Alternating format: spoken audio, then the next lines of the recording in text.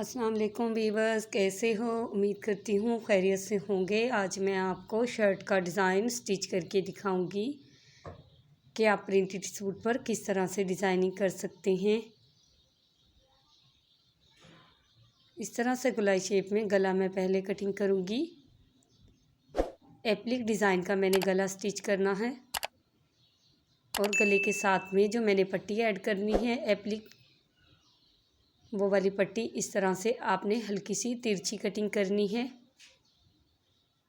और मैं कफ बनाऊंगी बाजू के चुने डालकर। कफ मैं सिर्फ 2 इंच की चौड़ाई में लूँगी। इस तरह से ये मैंने कफ तैयार किए हैं। ये 2 कफ हैं। बाजू चुनों वाली बनाने के बाद मैं कफ तैयार करूँगी।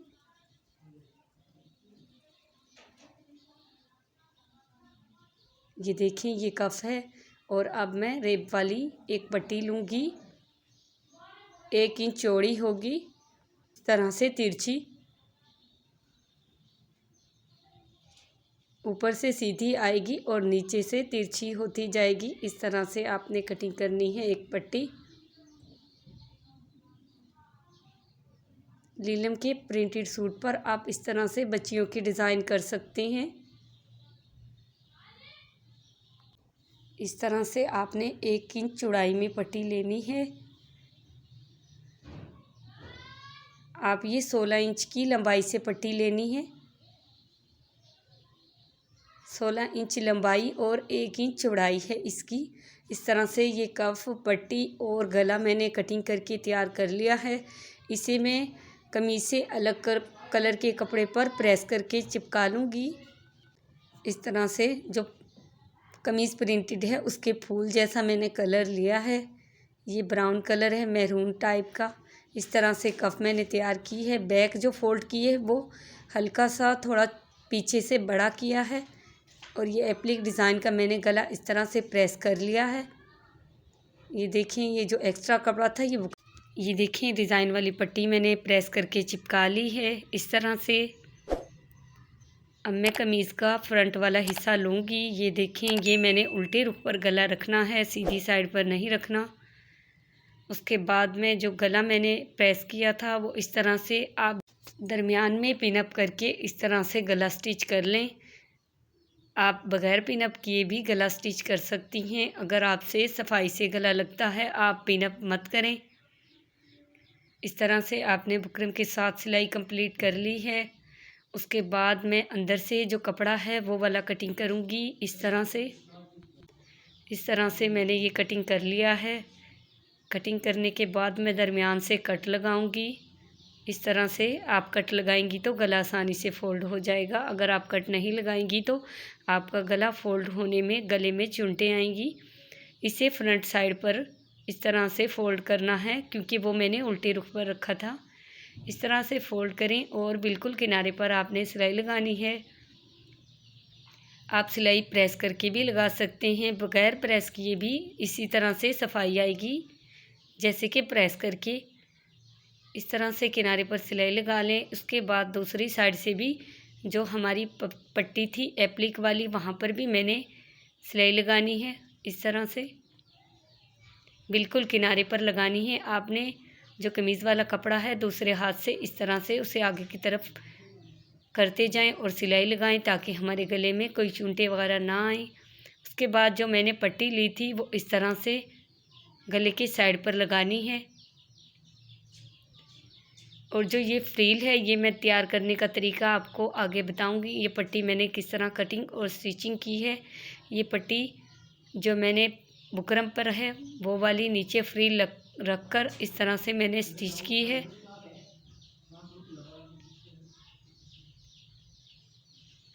इस तरह से आप फ्रील को अच्छी तरह से सेट कर लें, कम ज़्यादा चुने ना हो ताकि बराबर रहें। इसलिए आपने अच्छी तरह से इस तरह से चुने सेट करके किनारे पर पट्टी के सिलाई लगानी है। इसी तरह सिलाई कंप्लीट कर लें। ये देखें, मैंने नीचे से पट्टी फोल्ड कर ली थी और ये मैंने चुने बराबर कर ली हैं। चुने लगाते हुए पट्टी को खींच कर नहीं लगाना। आप नीचे वाली कमीज़ के कपड़े को हल्का सा खींच लें।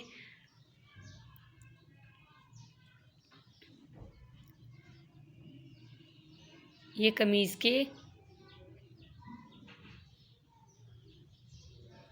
गले के बिल्कुल करीब है। बाएं तरफ ये मैंने पट्टी लगाई है इस तरह से। पट्टी के अब किनारे पर इस साइड पर भी गले वाली तरफ सिलाई लगानी है। इसी तरह पट्टी के सिलाई लगा लें। सिलाई लगाते हुए ख्याल रखें पट्टी में चुनटे ना आए। ये देखें ये स्लीव्स है। ये कफ वाली बाजू है। कफ वाली बाजू बनाने से पहले साइड से मैंने बारीक सा फोल्ड करना है। जैसे कि मर्दाना पट्टी पे जो बाजू होती है, एक बुकरम वाली पट्टी लगती है और दूसरी तरफ से जिस तरह हम फोल्ड करते हैं वैसे ही हमने दोनों तरफ से फोल्ड करना है। फोल्ड करने के बाद मैं एक पैर की सिलाई लगाऊंगी। सिलाई ये मैं चुनटों के लिए लगाऊंगी क्योंकि मैंने धागा खींचकर, आपने एक धागा खींच लेना है सिलाई वाला और चुनटे डाल लेनी है। बाजू में डालकर आगे से मैंने कफ लगा ली है, जो कि मैं पहले आपको चिपका कर दिखाई थी।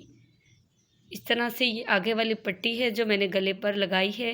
ये पट्टी मैंने आगे से गुलाई शेप में की है और इस पहले नीचे से इसे फोल्ड करूँगी यहाँ से, जैसे कि मैंने कमीज़ पर लगाते हुए आपको दिखाया था।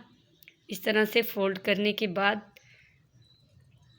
आप आगे से भी फोल्ड कर लें और एक पैर की सिलाई लगाकर आपने चुनटे डालनी है, जैसे कि मैंने बाजू में चुनटे डाली हैं इस तरह से। अब एक पैर की सिलाई लगा के आपने ये जो गले के साथ पट्टी ऐड की है फ्रील वाली, ये वो वाली है। इस तरह से एक पैर की सिलाई लगाकर आपने इसमें एक धागा खींचकर, जो मैं सिलाई लगा रही हूँ ये 2 धागे होंगे, आपने एक धागा छोड़कर एक खींच लेना है इस तरह से और फ्रील की चुने देनी है। यानी हमने 16 इंच की ये पट्टी रखनी है। चुने देने के बाद 16 इंच की फ्रील तैयार करके मैंने गले पर ऐड की है, जो कि मैं आपको दिखा चुकी हूँ।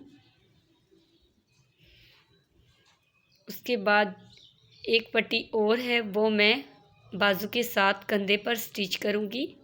जहाँ से बाजू स्टिच होंगी वहीं से ये पट्टी बाजू के अंदर स्टिच करनी है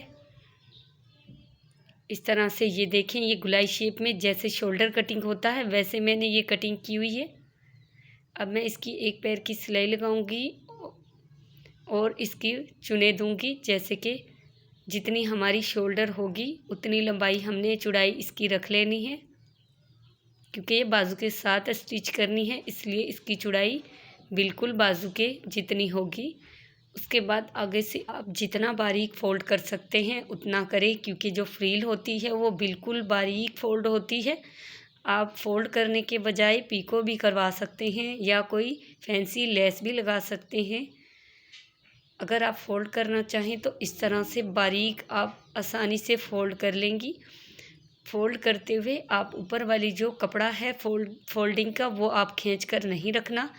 आप फ़ोल्ड करते हुए ऊपर वाले को लूज़ और नीचे वाले को खींच कर रखेंगी तो आपसे बिल्कुल आसानी से जितना बारीक चाहें फ़ोल्ड कर लेंगी और कोई चुनटे वगैरह भी नहीं आएंगी। इसलिए ये फ़ोल्ड करने का आसान तरीका है। ये देखिए मैं जो फ़ोल्ड कर रही हूँ ये बिल्कुल आसानी से फ़ोल्ड हो रहा है। इस तरह से फ़ोल्ड कर लें। फ़ोल्ड करने के बाद जो मैंने एक पैर की सिलाई लगाई थी वो आपने खींचकर धागा चुनटे डालनी है। ये देखें ये फ्रील मैंने तैयार कर ली थी। अब मैं शोल्डर स्टिच करूँगी। शोल्डर स्टिच करने के बाद ये देखिए इस तरह से मैं दोनों सिलाइयाँ लगा लूँगी गले की। उसके बाद मैं आपको स्लीव्स लगा के दिखाऊंगी जो कि फ्रील के साथ लगेगी। ये डिज़ाइन आसान है और ख़ूबसूरत है। आप किसी भी बच्ची का इस तरह से डिज़ाइन बनाएंगी तो बहुत प्यारा लगेगा और उम्मीद करती हूँ आपको ये डिज़ाइन पसंद आएगा। अगर आपको ये डिज़ाइन पसंद आए तो मेरी वीडियो को लाइक और चैनल को सब्सक्राइब करें। बेल आइकन ज़रूर दबाएं ताकि मेरी आने वाली तमाम वीडियो का नोटिफिकेशन आपको बर वक्त मिल सके। ज़्यादा से ज़्यादा शेयर करें। कमेंट में ज़रूर बताएं आपको ये डिज़ाइन कैसा लगा। ये देखें ये जो मैंने फ्रील तैयार की थी ये मैं इस तरह से नाप लूँगी पहले शोल्डर से। उसके बाद ये मैंने फ्रील रखी है। उसके बाद अब मैं स्लीव्स रखूँगी फ्रील के ऊपर।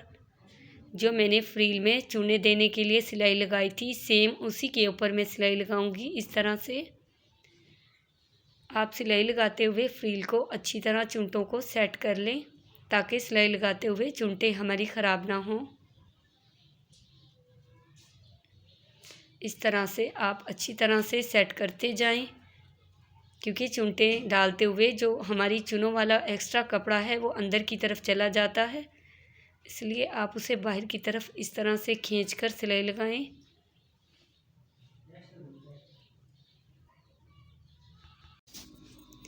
इस तरह से आप अगर फ्रिल लगाएंगी तो बाजू के साथ स्टिच करके ये बिल्कुल आसानी से लगेगी और ये स्टिच होने के बाद आप देखेंगे ये बहुत प्यारी लगेगी। आप किसी सादा सूट पर भी इस तरह से डिज़ाइनिंग कर सकती हैं। ये प्रिंटेड सूट था इसलिए हमने सादा डिज़ाइनिंग की है, यानी सादा कलर के कपड़ों से डिज़ाइनिंग की है। गला और पट्टी कफ आप प्रिंटेड सूट पर भी इस तरह से डिज़ाइनिंग करें, सादा सूट पर भी इस तरह से सेट कर लें और उसके बाद आप पूरा डिज़ाइन कंप्लीट कर लेंगी।